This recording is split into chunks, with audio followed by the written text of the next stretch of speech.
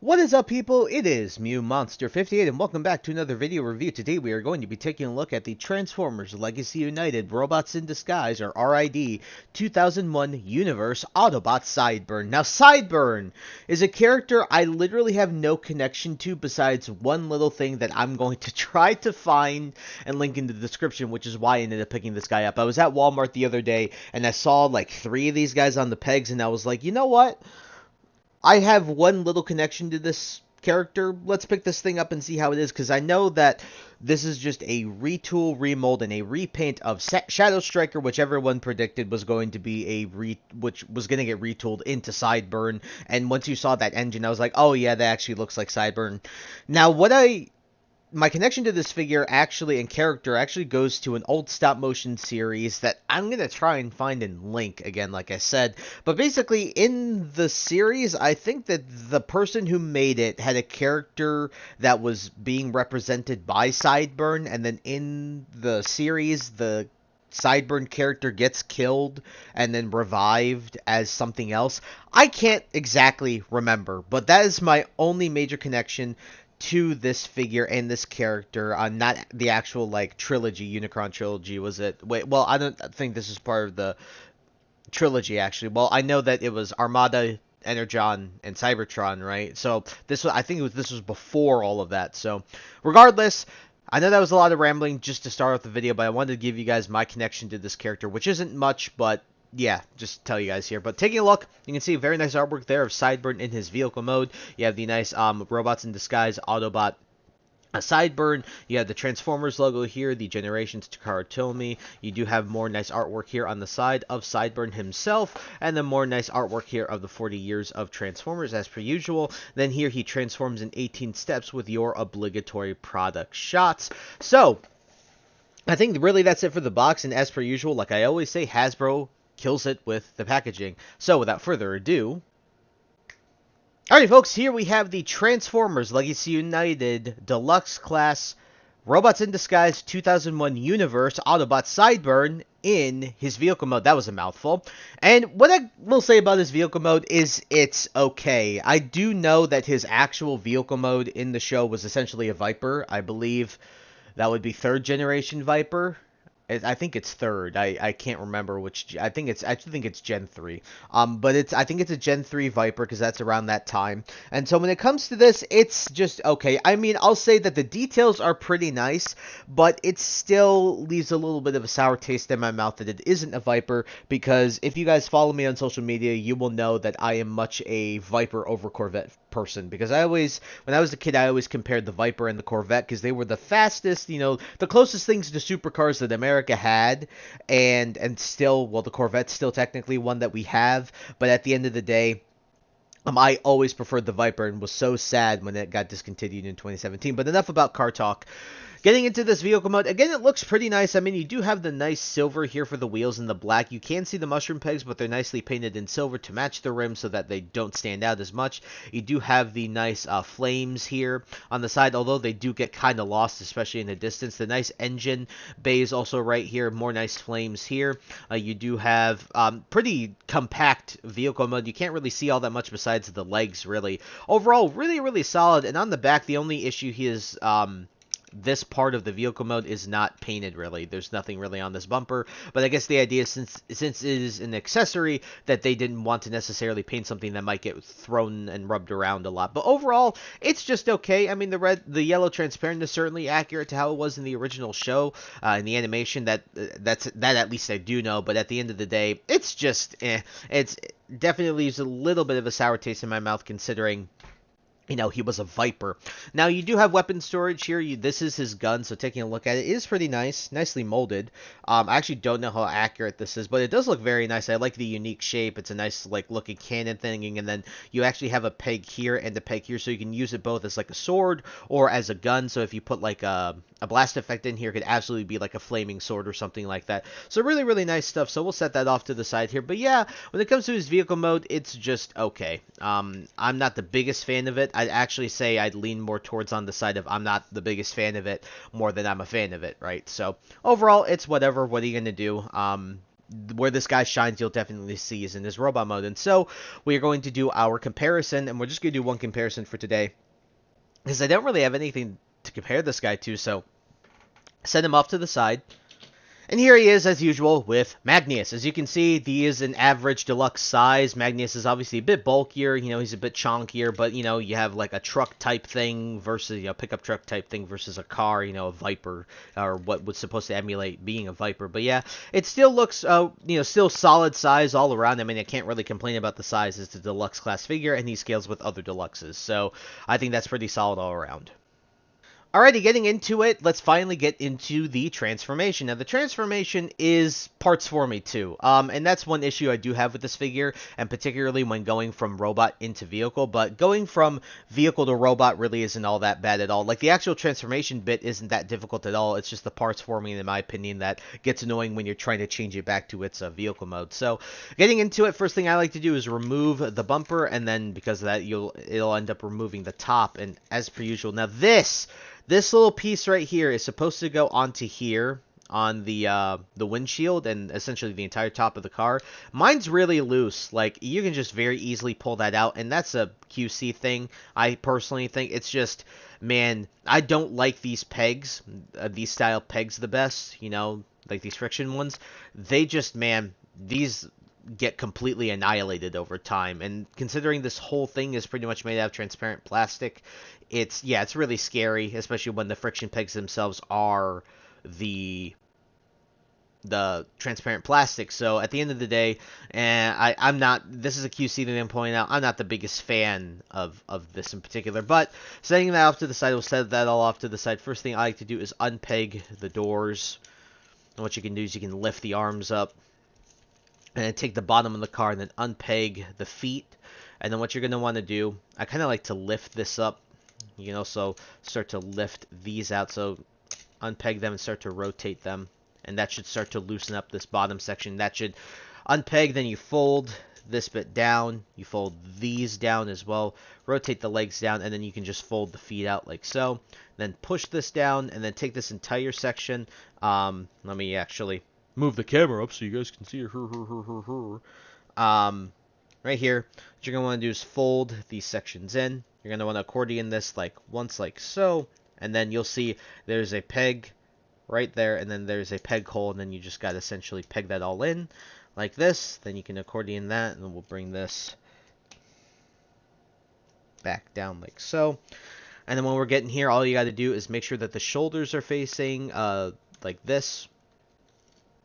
Do this. I like to do it like this, like so. Then you can rotate the fist so that the fist is facing like the inner part of the forearm, like that. And then to complete his look, what we're going to do is, I'll show you this right now, is you can take this and you can see there's a peg hole there, or there's a peg there, and then there's a peg hole in the side of his arm. And then we are going to peg this all in. If this would peg in. Now this peg, because it's loose, it also doesn't like to peg in the best, which is really, really annoying. And that's so, it's one of the most frustrating pegs to peg in, is this one.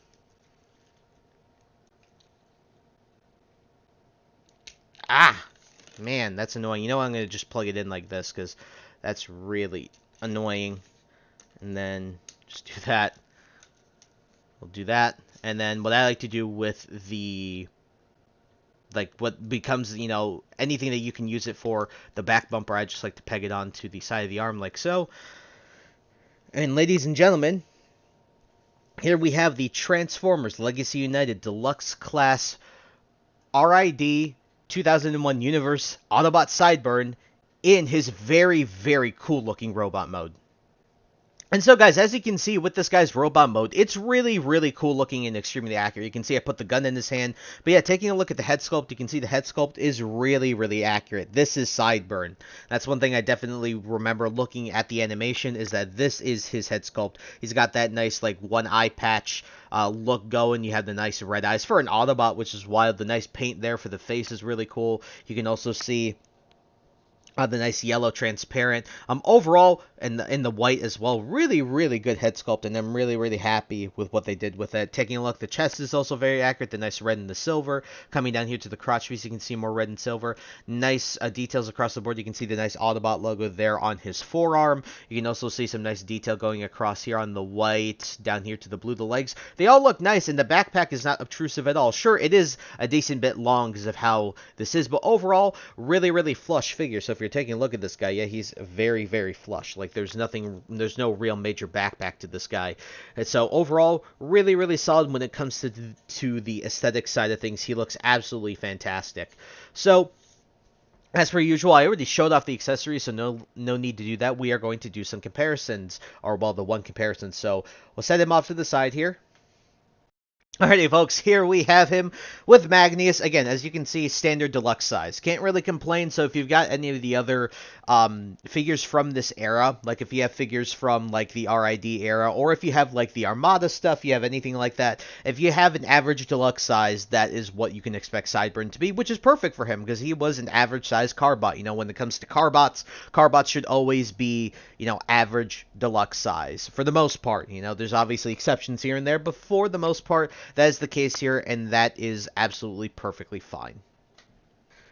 Alrighty, folks, and time to get into the articulation, which is pretty solid. It's not amazing, but it's pretty solid. So the head is on the ball joint, so you actually can get some up and down here. Well, it's more like you know, with the chin type thing, but you can get that. You can get a full 360, which is pretty nice. The shoulders are technically on a full 360, but the way that they're designed, you can't really get a full 360, which kind of sucks.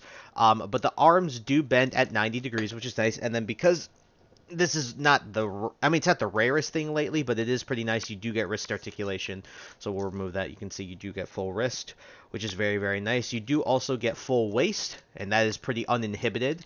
Nothing to worry about there too much. You can just lift these up if you really need more clearance. And speaking of clearance, for the legs, you can kick back, you can't kick forward about that far.